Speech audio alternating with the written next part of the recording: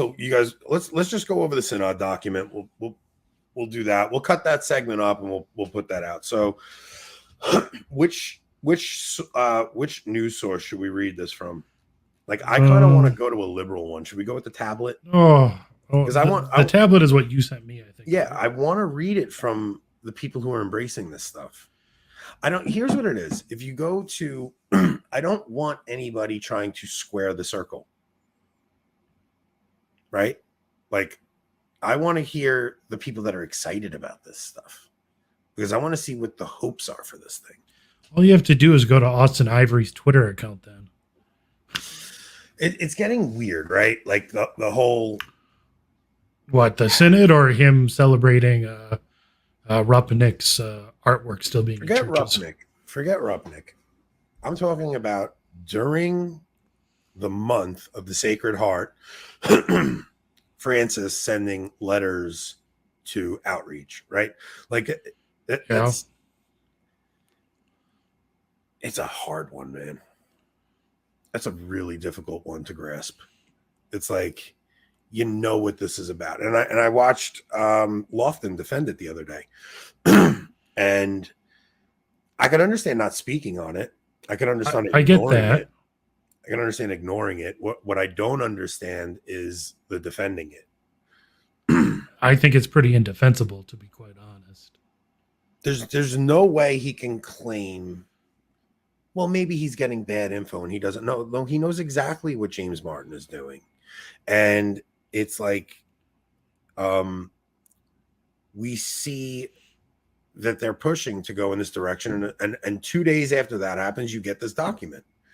So you get this document, and a section is devoted to the promotion of the baptismal dignity of women, which emerged as an urgent priority during synodal dialogues, involving women at every level of church decision-making, including the possibility of female deacons, will be on the agenda at what is said to be a groundbreaking meeting in October. The Synod Instrumentum Laboris, or working document, published on June 21st, lays out the framework for discussions due to take place on October 4th to the 29th, a key event for the most ambitious Catholic renewal project in 60 years. This is being set up as Vatican III. Without all the pomp and restrictions that come with an ecumenical council, because if they hold an ecumenical council, they would of course not be able to promulgate this heresy.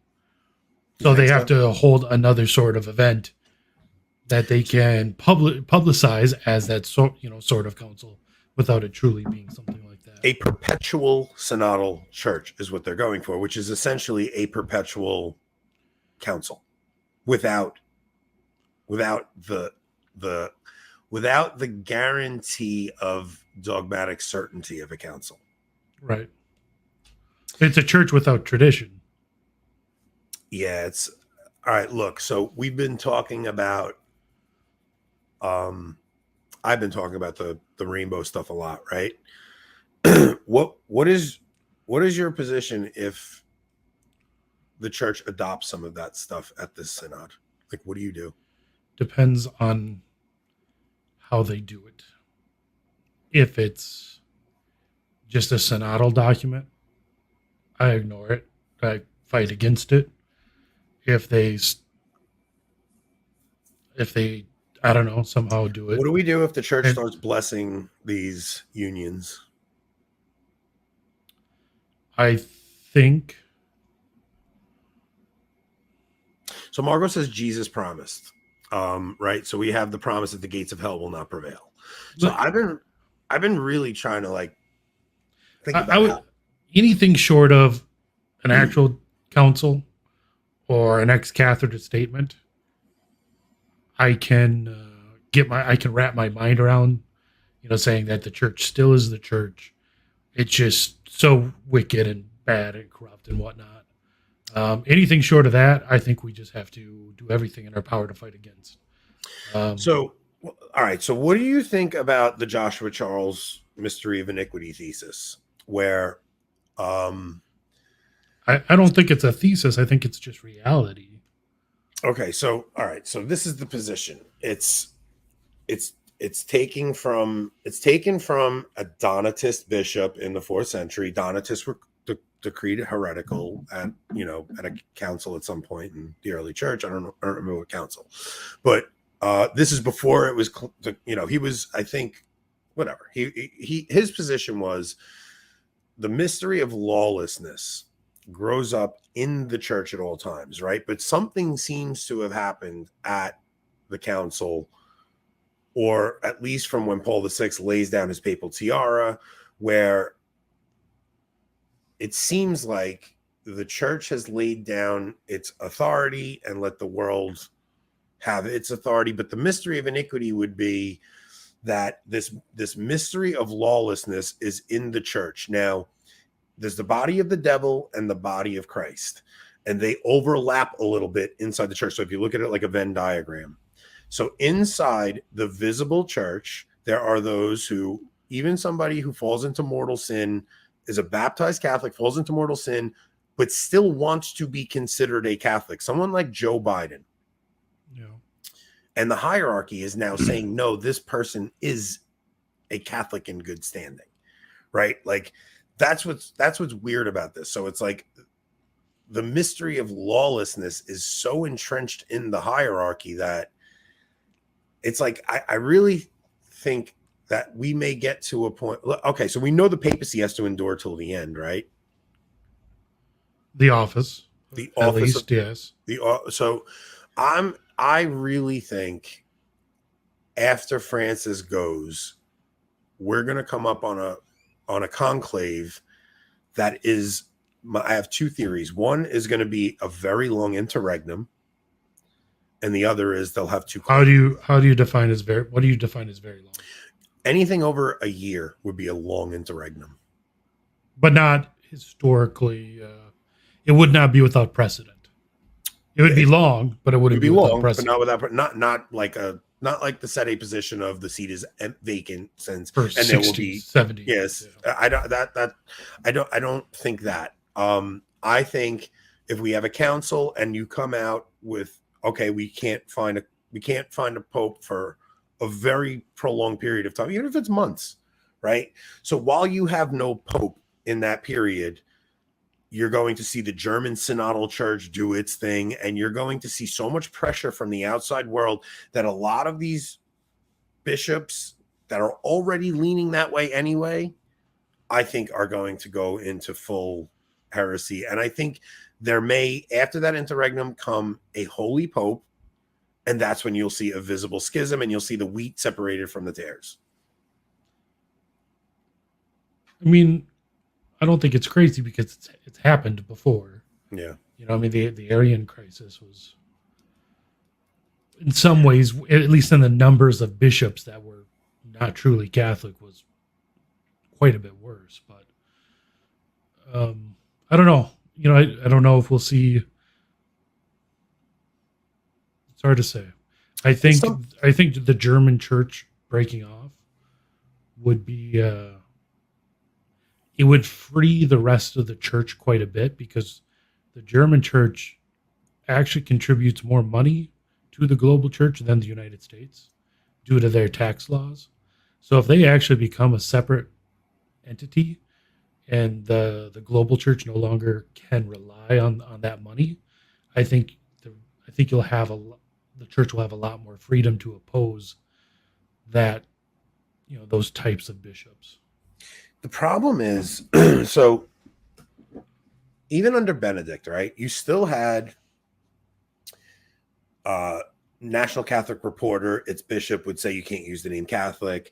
Yeah. You still had priests that would, push for women deacons would get, maybe not laicized, but they would get penal, they would get in trouble. They would lose their faculties, things like that. You still had that stuff going on under Benedict and John Paul II. Like they still had, even though all this stuff has been under the surface forever, right? This has all been under the surface for a long time. You still had an apparatus that when things came up publicly, if the laity complained about it, something would be done about it. That's completely gone now, right? And not only that, the ones who speak up publicly and say something good are the ones like I'm going to the canceled priest conference in Chicago. Like, and these aren't priests who got in trouble for anything they should have. Like, that's not what a canceled priest is. A canceled priest is not someone who did something wrong, right? A canceled priest is someone who literally just said something true and got in trouble.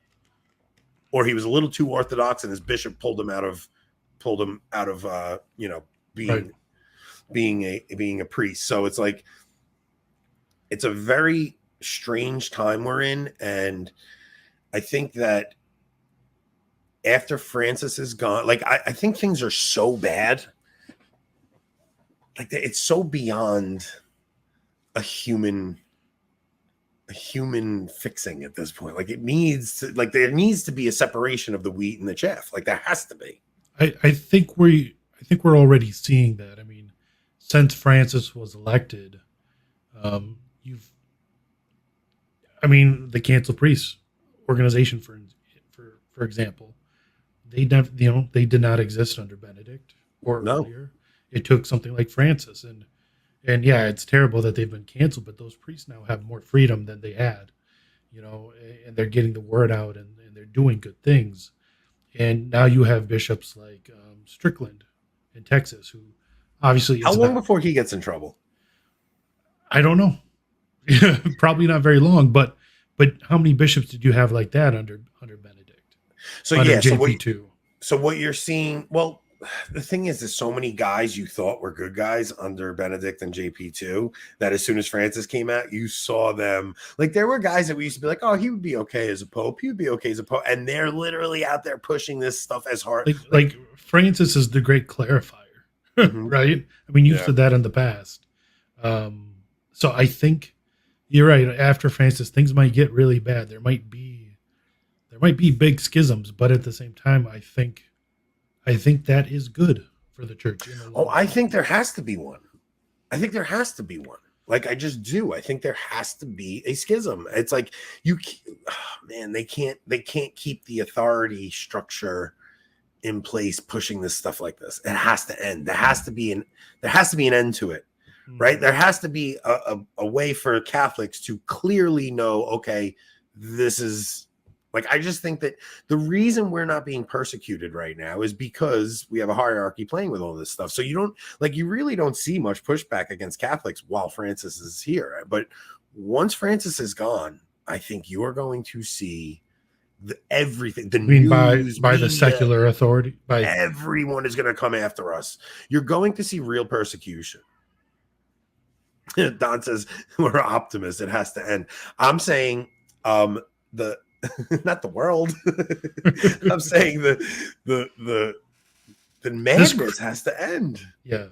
This is madness. Come on. This stupid. They're talking about polyamory in this document. Polyamorous relationships and how can we incorporate them in the church?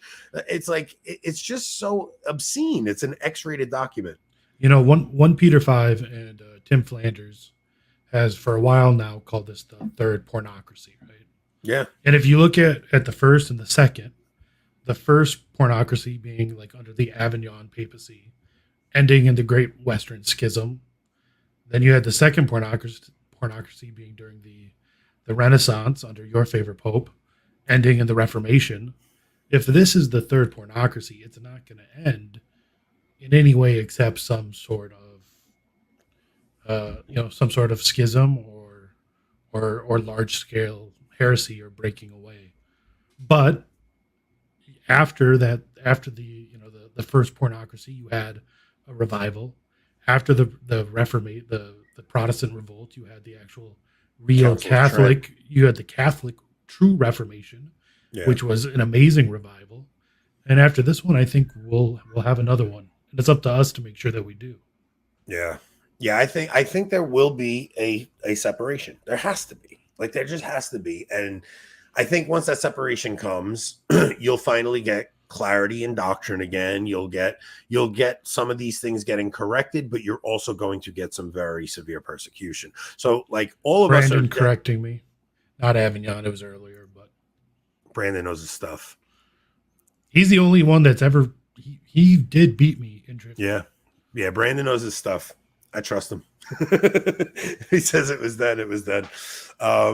Yeah, I think that there's going to be there's going to be a cross once clarity comes. That's the problem. So it's like we're all like, oh, we want clarity, but a lot of the reason that, like, you even look at how much the world itself has changed since Benedict stepped down. Like, about the amount of evil that is no longer restrained. Because he stepped down a few months after Obama became president, right? Or no, after his second term. So think of everything since 2012. Seriously think about that. Obama comes out in favor of same-sex unions and marriage after Benedict steps down. Yep. Not his first term, his second term. It's like as soon as Benedict steps down, that's when you get his first term. He was still saying he was more or less against it. It was like he was waiting for the Pope to not push back. Like it's a really weird thing when you look at it like that, and that really does kind of make me think hard about the idea of Benedict being Peter in the garden, laying down the sword while Jesus, because he says I had a prayer experience where the Lord told me to step aside. A more naturalist interpretation, more simple interpretation would just be that Obama in his second term didn't have to worry about being reelected. No. Yeah, that's true. That's true. All right, so there could be a natural explanation, but regardless, it's a weird thing that is, to me, I mean, it's almost like the church should have been the voice of, the church said nothing. None of the bishops said anything. Like, to me, it's so mysterious. It's not just like, I know, I don't know if I should blow his spot, but Eric Sammons is going to be giving a talk on the cowardice of the bishops at the conference. This isn't just cowardice. This is something more than that. It's almost like a darkness has descended over the bishops. Like a darkness has just kept them from saying anything. And there's so few that speak up. Like that trans exhibit in New York, really, like, it's like, Dolan, you don't even say to take that down. Like, that is some of the most blasphemous stuff I've ever seen. Think about the LA bishops. Like, think about the mockery of Catholicism, and the LA bishops did nothing. Dude, did you really read the Vigano letter? No. You're terrible. You are so bad. Like, you need to keep up on this stuff. We do a show. Listen, I know, but Vigano is like, I know a lot of people feel that like 80% good but obvious stuff and 20% crazy. I understand that. QBS. So I understand that. I understand people's apprehension with Vigano. This letter read like an epistle of Clement. Like, he talks about, he's like, what did he say? What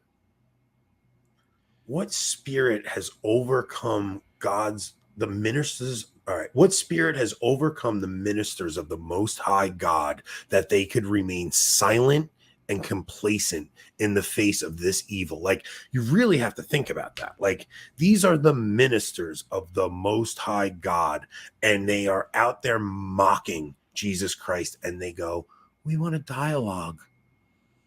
We just want a dialogue.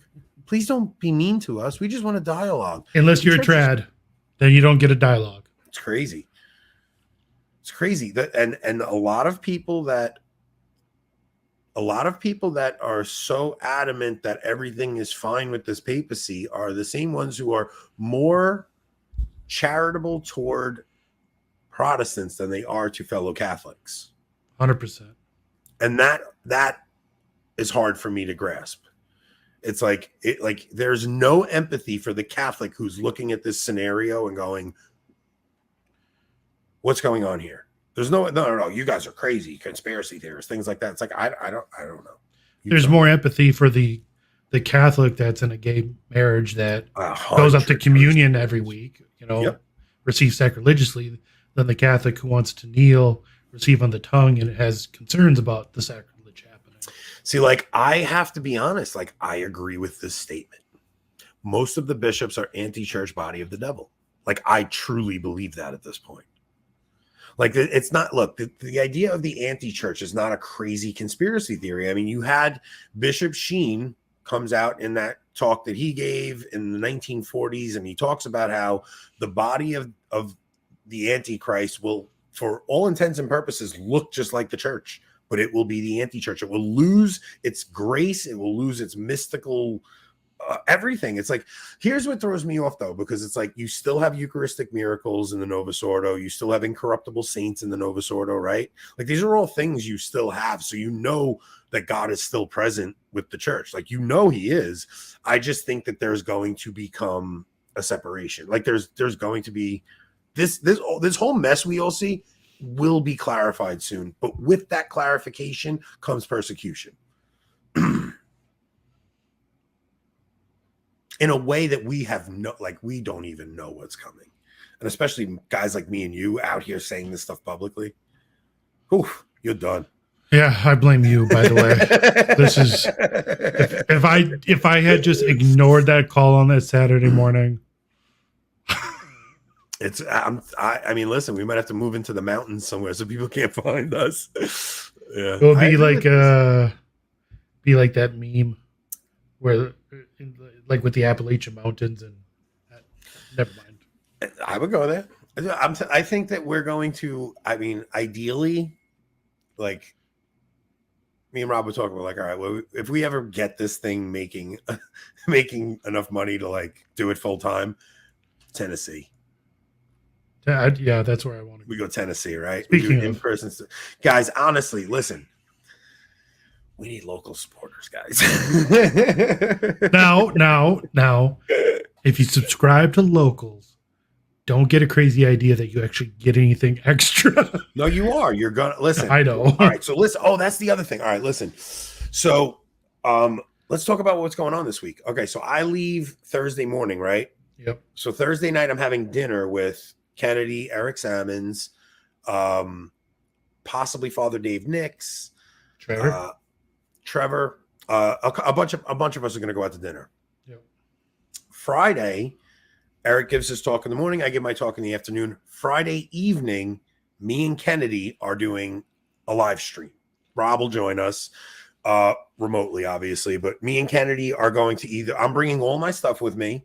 Kennedy's going to bring all his stuff with him, and we are going to live stream from one of our hotel rooms and give you guys some juicy goss. If you guys get a few drinks in you, most of the audience is not going to be able to understand either of you. Either of us, right? Kennedy's with I'll be able to understand Kennedy. I mean, I'm going to make him talk full Canadian accent, and I am going to talk full New York accent. You guys are going to need translators. So, yeah, but Trevor, I'm going to ask Trevor to come. Trevor's going to bring some Trident Team brew. And speaking of, their merch store is now open. So Trident Team's merch store is open. So that broadcast will probably be me, Kennedy, Father Dave Nix, and Rob will be he'll be coordinating everything to make sure everything. I'll be the MC.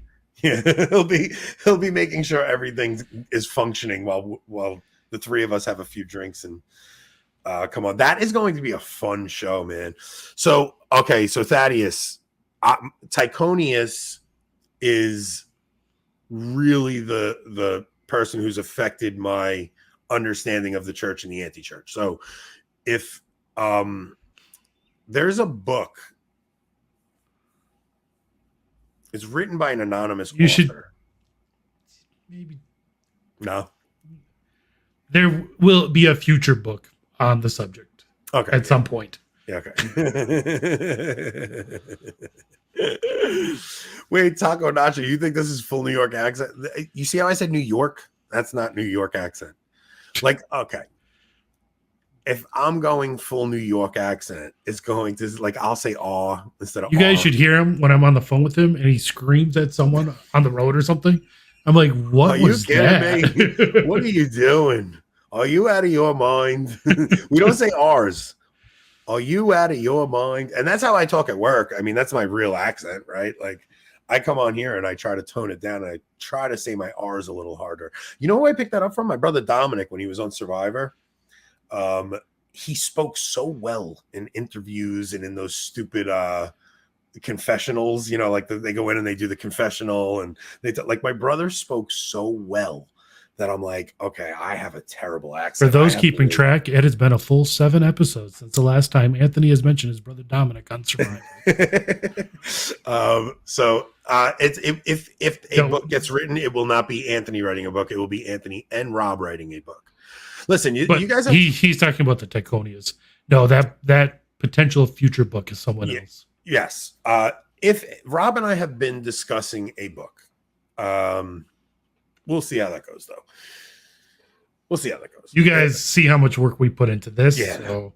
Like, that would have to honestly be, like, we'd have to get this thing big enough to where we could dedicate time to that. It's just too hard to do right now. Thaddeus knows the author. All right, keep it quiet. You're not wrong, Darren. You're not wrong. Right. So it would definitely be a team effort, right? Yep. Like, so a lot of people like say Anthony does most of the talking, obviously, right? Like, I'm more outgoing. For anyone who's seen our temperament episode, you'd understand. Yeah, that's all that is. To think that Rob is not doing as much, if not more than me in the overall aspect. Like, you guys have no idea. You guys don't even know. I've become your secretary with all the interview requests you've been getting lately.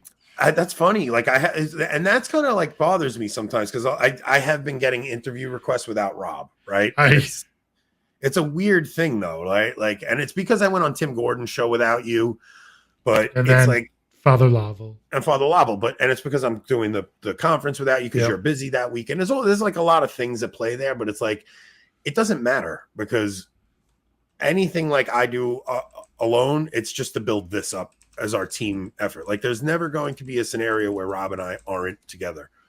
Like, we're not doing the Beatles breakup. There's no Yoko Ono here breaking things up. Good. I don't want either of us getting shot.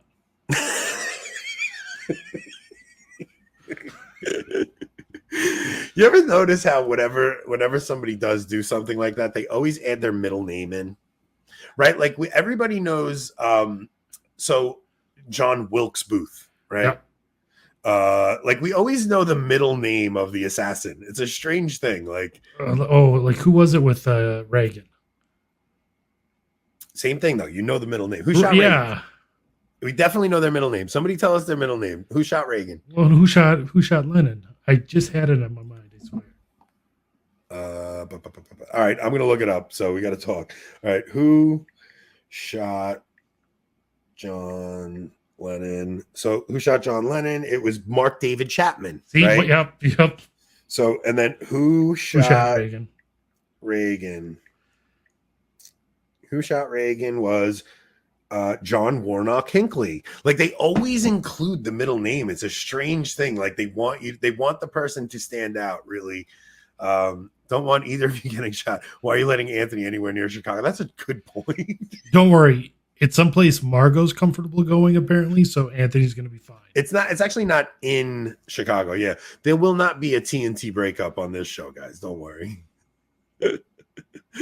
Mostly because if Anthony decides he's done with me, there's no way I'm doing this on my own. So I don't think I would do it alone. I really don't. I don't like doing it alone. Like I don't like it. It's not fun. First off, it's not just that. Like I want people to see a friendship develop. Like there's something unique about what we're doing that nobody else is doing, and it's just two friends talking about the faith, right? Like there's no like. Every other show has such structure to it about what they're going to talk about, where this show, even tonight, went from, okay, we're going to talk about Joe Rogan, and we talked about work stories, and we talked about family stories. We had a female cop getting run over by her own vehicle. Exactly. What did Margot just ask? She said, Anthony, may I please join dinner on Thursday night? Margot, I can't, not Thursday night, but you will be joining us for something. Margot, So remember, men and women cannot be friends. yes, it's not that. I'm not the one that organized the dinner, so I can't invite other people. Like, I don't even know if Trevor's coming. It's not my dinner to invite anyone, but Margot, I will include you in something, I promise. So the conference itself won't be live streamed. All of the talks are going to come out at a later date. So I'm pretty sure on the Canceled Priests YouTube channel, all of the talks will be coming out on that, which I'm excited about. Like, as long as I do a good job. So Matt, Tridentine Brewing cannot sell commercially right now, at least their beer. They're located in Illinois and they are working on that, but their merch is top notch. They have some amazing designs and logos. So go to Tridentine Brewing store. Yeah, they have the Habsburg Vienna Lager. They have actually have a bunch of merch that you've never given away, swag that I never gave away because we never did all the episodes. Like, I actually have it right here somewhere because we stopped trivia. Stop trivia. I have it somewhere over here. I don't know where I put it, but yeah, I actually found it the other day. So anybody who watches this show regularly,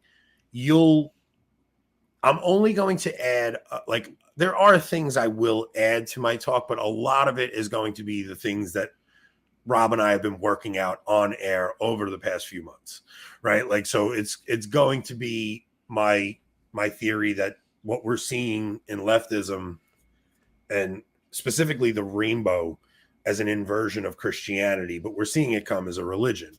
I have things that I've never said on air that I saved for this talk, and I have points that I'm going to bring up that, I'm gonna at least give a few surprises. But if you guys watch my Tim Gordon show, that's the bulk of the thesis there. And half of it's just going to be him ripping on Salmons and Kennedy. So I have to come up with some good jokes at the beginning. I gotta break that. First of all, I'm going on after lunch. Everybody's gonna be tired. Like, yeah. I have to open with some gems. For the first 5 minutes, you should just play it like you decided just to do trivia for the whole time. I have a few jokes that I'm thinking of doing, but I don't want to say them now because I don't want to ruin them. Yeah, you don't want to say it. Richard Reagan didn't die, but he was still shot. I think what he's saying is that's why we don't use the middle name. If Reagan had died, maybe we'll say. I gotcha. So who are some other people who were assassinated? I mean, Caesar. Julius Caesar. Marcus something Brutus. Yeah, I just think it's like, especially in like the American milieu, if that's the right word for it. We always put the middle name in there. All right, so what